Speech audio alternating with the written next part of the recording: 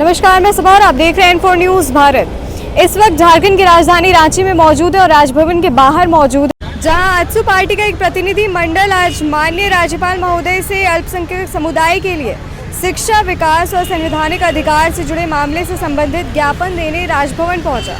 आप लोग राज्यपाल से मिले हैं, क्या वजह हुई और क्या बातचीत हुई आप लोगों? आजसू पार्टी के माननीय विधायक श्री लंबोदर महतो जी के नेतृत्व में आज हम लोग महामहिम राज्यपाल से मिले और झारखंड में जो अल्पसंख्यक समुदाय है, अल्पसंख्यक समुदाय के कई समस्याएं हैं और महागठबंधन सरकार ने उन सारे समस्याओं को सॉल्व करने का, पूरा करने का वादा किया था, लेकिन एक भी समस्याओं का समाधान नहीं किया गया। आपको मालूम होगा कि झारखंड में बड़े संख्या में लोग हज करने के लिए जाते हैं और 2019 तक जो है रांची से बिरसा मुंडा एयरपोर्ट से जो है फ़्लाइट जाया करती थी, लेकिन उस पर जो है रोक लग गया है। तो हम लोग आज महामहिम राज्यपाल के माध्यम से मांग कर रहे हैं कि एम्बार्केशन पॉइंट जो है बिरसा मुंडा एयरपोर्ट को बनाया जाए ताकि झारखंड से जो है हज यात्री सुविधा के साथ बिना कोई परेशानी के जा सके। उसके अलावा झारखंड में उर्दू शिक्षकों का बहाली का मसला फंसा हुआ है। बिहार सरकार ने 4401 उर्दू शिक्षक का पद सृजित किया था, इसमें 3712 पद खाली पड़े हुए हैं। उन पदों पर बहाली करने के बजाय सरकार उसका नाम बदल दिया और उसका पे ग्रेड जो 4200 और 4800 था उसको घटा के 2400 और 2800 कर दिया गया और उस पर भी जो है ST/SC रिजर्वेशन का मसला है। उसके अलावा झारखंड में मदरसा जो है उसमें आलिम और फाजिल की पढ़ाई होती है। आलिम जो BA और फाजिल जो है MA के समकक्ष है, उसकी डिग्री की मान्यता नहीं मिल रही है। हम लोग महामहिम से गुजारिश किए हैं कि उसकी जो परीक्षा है रांची यूनिवर्सिटी या राज्य के दूसरे यूनिवर्सिटी से कराया जाए। उसके अलावा आप देखते होंगे कि जगह जगह पर अल्पसंख्यक समुदाय के ऊपर जो है कई किस्म का मनगढ़ंत आरोप लगाकर जो है FIR कर दिया जाता है, मुकदमा कर दिया जाता है, वो जेलों में भेज दिए जाते हैं, तो उनको न्याय नहीं मिल रहा, उनको सम्मान नहीं मिल रहा है। तो इन सारे मामले पर जो है महामहिम राज्यपाल से बात हुई है, उन्होंने आश्वासन दिया है कि इन मामलों पर कार्रवाई की जाएगी। आपका नाम? मेरा नाम S अली है, मैं केंद्रीय संगठन सचिव हूँ आजसू पार्टी रांची। धन्यवाद।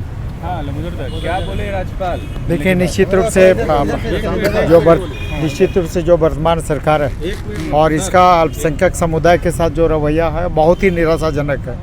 जबकि आप देख लें इसका चुनाव जो घोषणा पत्र है उसमें कई वादे इन्होंने किया था अल्पसंख्यक समुदाय के लिए, चाहे वो मदरसा बोर्ड की बात हो, वक्फ बोर्ड की बात हो, वो एक भी उसके चुनावी घोषणा पत्र की किए गए वादे पूरे नहीं किए गए। पूरी तरह से वर्तमान सरकार यहाँ के अल्पसंख्यकों को ठगने का काम कर रही है।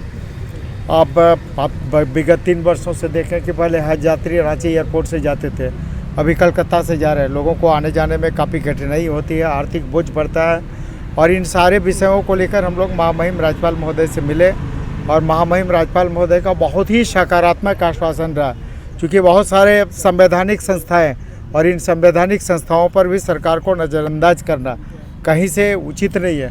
इसलिए महामहिम ने पूरा पॉजिटिव अप्रोच रखते हुए सकारात्मक कार्रवाई करने का आश्वासन दिया। और नियत में आसमान ज़मीन का अंतर है, बोलती कुछ है, कहती कुछ है, करती कुछ है।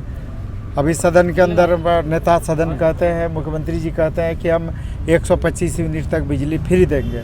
अब जब बिजली ही नहीं रहती है पूरे राज्य में, अगर बिजली का ओवरऑल स्थिति देखें 5 घंटे 7 घंटे, ग्रामीण क्षेत्र में तो उतनी भी बिजली नहीं रहती है। जब आपकी बिजली ही नहीं रहती तो आप फ्री क्या देंगे?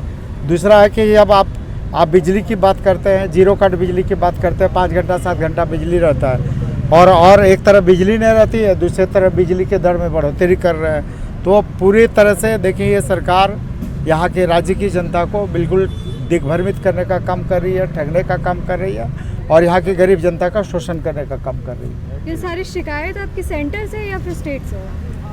राज्य सरकार का विषय है, बिजली देना राज्य सरकार का काम है। विषय पे नहीं, शिक्षा के विषय पे, मदरसा शिक्षा के विषय पे नहीं, ये राज्य सरकार का विषय है। राज्य सरकार को गठन करना है, जो राज्य सरकार के क्षेत्राधिकार का है, राज्य सरकार को करना चाहिए। राज्य सरकार ने किसी भी विषय पर ध्यान नहीं दिया, तो निश्चित रूप से राज्य सरकार अल्पसंख्यक समुदाय को ठगने का काम कर रही है। देखिए, हज यात्रियों के मामले में जो शिकायत है, हमारी गवर्नर साहब ने कहा स्पष्ट कि ये मामला सिविल एविएशन का है। हम केंद्रीय नागरिक उड्डयन मंत्रालय को लिखेंगे और निश्चित तौर पर जो 2009 से 19 तक जो एम्बार्केशन पॉइंट रांची में था बिरसा मुंडा के एयरपोर्ट में, हमको स्ट्रांगली इसको रिकमेंड करेगा। हम चाहेंगे कि सरकार पुनः उस व्यवस्था को लागू करे। और जो मैटर है, चूँकि कुलाधिपति भी है, इन्होंने कहा कि ये तो होना चाहिए। शिक्षा के मामले पर आलिम फाजिल वगैरह की डिग्री को मान्यता नहीं मिलती है। इंटर काउंसिल कॉम्पिटेंट अथॉरिटी नहीं है जो डिग्री का एग्जामिनेशन ले सके। वो इंटरमीडिएट और मौलवी तक का समकक्ष एग्जामिनेशन कंडक्ट करा सकती है। इन्होंने कहा है कि स्पष्ट तौर पर मैं झारखंड के तमाम विश्वविद्यालयों को लिखूंगा कि हर हाल में जो है ना वो आलिम फाजिल का एग्जामिनेशन यूनिवर्सिटी के माध्यम से कराए। महिलाओं के लिए मदरसा और यूनिवर्सिटीज़ की अगर हम बात करें तो आज भी उस लेवल पे नहीं है, आप क्या कहिएगा? नहीं, निश्चित तौर पर देखिए यहाँ पर शिक्षण इंफ्रास्ट्रक्चर की कमी रही है, सरकार की इच्छा शक्ति की कमी की वजह से सारी चीज़ें उपलब्ध नहीं हो पाई है। और ये सरकार वर्तमान में जो है कह रही है, जो कर रही है जो कह रही है वो कर नहीं रही है। यह यहाँ के लोगों को दिग्भ्रमित कर रही है, शिक्षा के प्रति इनका रवैया उदासीन रहा है। N4 News Bharat।